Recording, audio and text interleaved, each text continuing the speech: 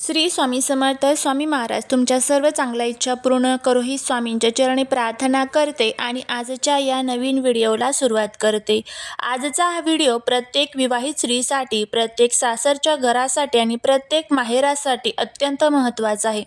कारण अनेक महिलांच्या आयुष्यात अचानक भांडणं वाढतात, आर्थिक अडचणी येतात, नातेसंबंध तुटतात, मन अस्वस्थ राहतं आणि त्यामागचं कारण असतं माहेर सासर यामधील काही नकळत झालेल्या चुका. आजच्या व्हिडिओमध्ये आपण जाणून घेणार आहोत महिलांनी सासरी राहताना कोणते नियम पाळावेत, माहेरी जाताना काय करावे, काय करू नये, माहेराहून सासरी येताना कोणत्या 3 वस्तू चुकूनही नेऊ नयेत आणि कोणत्या शुभ वस्तू नेल्याने घरात लक्ष्मी वास होतो. हा व्हिडिओ त्या शेवटपर्यंत नक्की पहा, कारण शेवटी सांगितलेले उपाय 99% महिलांना माहीत नसतात. व्हिडिओ जर आवडला तर चॅनलला लाईक करा, चॅनलवरती नवीन असाल तर सबस्क्राईब करा आणि असेच माहितीपूर्ण नवनवीन व्हिडिओ पाहण्यासाठी शेजारील बेल आयकॉनलाही प्रेस करा. म्हणजे माझ्या सर्व नवीन व्हिडिओंचं नोटिफिकेशन तुम्हाला मिळेल आणि तुम्ही एक पण व्हिडिओ मिस करणार नाही. त्याचबरोबर कमेंटमध्ये श्री स्वामी समर्थ लिहायला अजिबात विसरू नका, जेणेकरून स्वामींची तुमच्या कुटुंबावरती, मुलांवरती अगदी भरभरून अशी कृपा होईल. सासर हे कर्मभूमी आहे, हे आधी समजून घ्या. शास्त्रानुसार आणि परंपरेनुसार माहेर हे जन्मभूमी असते, सासर ही कर्मभूमी असते. म्हणजेच तुमच्या आयुष्यातील दुःख, सुख, तुमचे भाग्य, तुमची प्रगती हे सर्व सासरी केलेल्या कर्मावर अवलंबून असते. जर स्त्री संयमाने वागली, नम्रता ठेवली, घराला आपले मानले तर त्या घरात लक्ष्मी स्थिर राहते, नातेसंबंध मजबूत होतात, संसार सुखी होतो. सासू सासऱ्यांविषयी मनात कटुता नको. अनेक महिला म्हणतात ते मला समजून घेत नाहीत, ते माझ्या माहेरासारखे नाहीत. पण लक्षात ठेवा, सासर कधीच माहेर होऊ शकत नाही आणि माहेरसारखी अपेक्षा ठेवणं हीच आपली पहिली चूक असते. शास्त्र सांगते, ज्या स्त्रीने सासू सासऱ्यांचा आदर केला त्या स्त्रीच्या संसारात देवांचा वास होतो. सासरी सतत माहेरांची तुलना करू नका. माझ्या माहेरी असं नव्हतं, माझ्या आईकडे हे जास्त चांगलं होतं, अशा वाक्यांनी नकारात्मकता वाढते. नवरा मनाने दूर जातो, सासरचे लोक दुखावले जातात. शास्त्र म्हणते, ज्या घरात तुलना होते तिथे लक्ष्मी थांबत नाही. सकाळी उठल्यावर काय करावे? सासरी राहताना स्त्रीने सकाळची सुरुवात कशी करावी? उठताच मनात देवाचे स्मरण करावे, घरातील मोठ्यांना मनापासून नमस्कार करावा. स्वयंपाकघरात जाण्याआधी हातपाय धुणे किंवा आंघोळ करणे खूप महत्त्वाचं आहे. स्वयंपाक करताना राग, तणाव टाळावे, कारण स्वयंपाकघरे लक्ष्मीचे स्थान मानले जाते. सासरी कधी या गोष्टी करू नयेत. सतत रडारड करू नये, सतत फोनवर माहेऱ्यांशी तक्रारी करू नयेत, घरातील गोष्टी बाहेर सांगू नयेत. नवऱ्याला आईवडिलांबद्दल भडकवणे हे केल्यास संसारात कलह वाढतो, स्त्रीच्या नशिबावर परिणाम होतो, मानसिक अशांती येते. आता पुढील भाग आपण जाणून घेणार आहोत, तो म्हणजे महिलांनी माहेरी जाताना कोणते नियम पाळावेत, माहेरी किती दिवस राहावे, माहेरात असताना कोणत्या चुका टाळाव्यात आणि सर्वात महत्त्वाचं, माहेराहून सासरी येताना चुकूनही कोणत्या 3 वस्तू नेऊ नयेत. या 3 वस्तू नेल्यास स्त्रीच्या आयुष्यात काय परिणाम होतो याबद्दलची माहिती आपण जाणून घेणार आहोत. त्यामुळे जर तुम्हाला हा व्हिडिओ आवडला तर कमेंटमध्ये जय माता लक्ष्मी लिहायला अजिबात विसरू नका. त्याचबरोबर शेजारील बेल आयकॉनलाही प्रेस करा, म्हणजे माझ्या सर्व नवीन व्हिडिओंचं नोटिफिकेशन तुम्हाला मिळेल आणि तुम्ही एक पण व्हिडिओ मिस करणार नाही. महिलांनी माहेरी जाताना कोणते नियम पाळावे, माहेरी किती दिवस राहावे आणि माहेरून सासरी येताना कोणत्या चुका टाळाव्यात?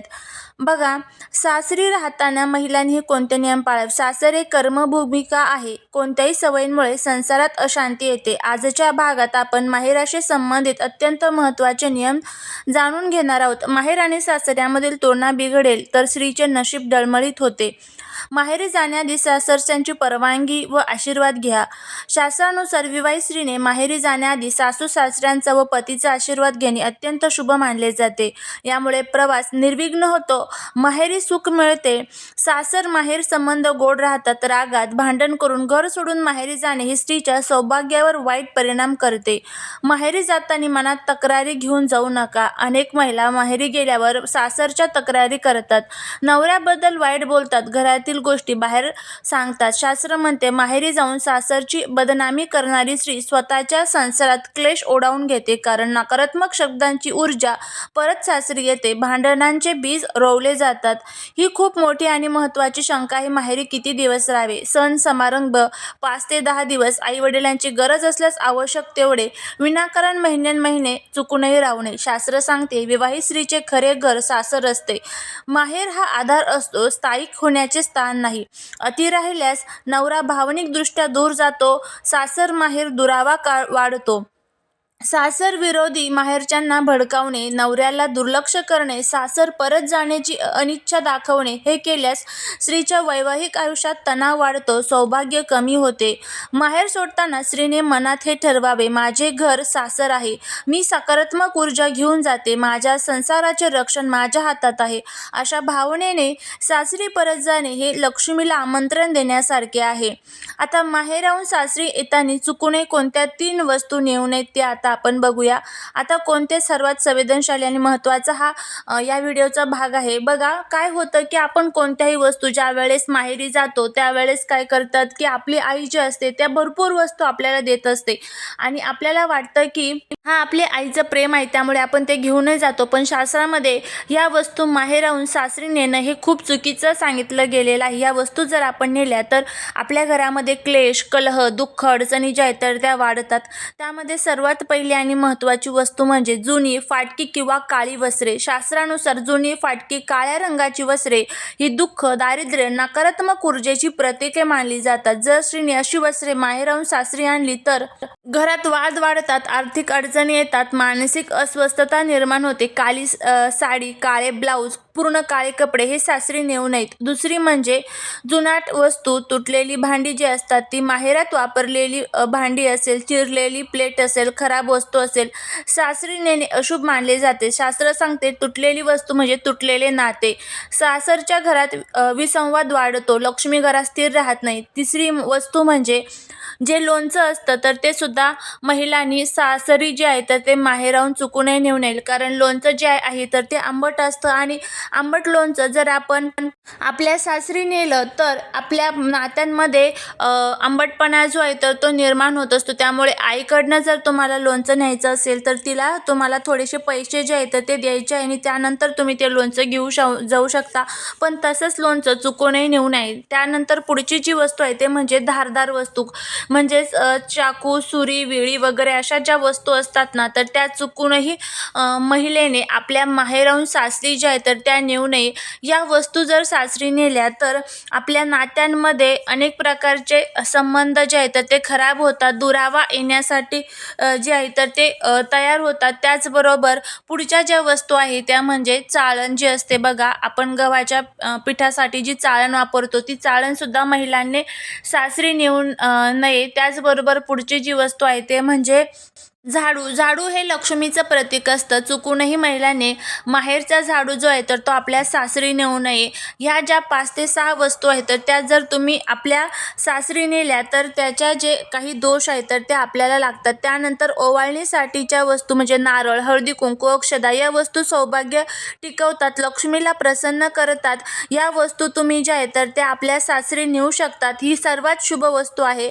त्यानंतर गोड पदार्थ, मग साखर, पेढे, लाडू हे गोड पदार्थ म्हणजेच मधुर संबंध, प्रेम हे सासरी नेल्याने घरात गोडवा वाढतो, वाद कमी होतात. त्यानंतर पुढची वस्तू जी आहे ते म्हणजे नवीन आणि स्वच्छ कपडे, हलक्या शुभ रंगाचे, पिवळा, गुलाबी हे रंग सकारात्मक ऊर्जा वाढवतात आणि स्त्रीचे तेज वाढवतात.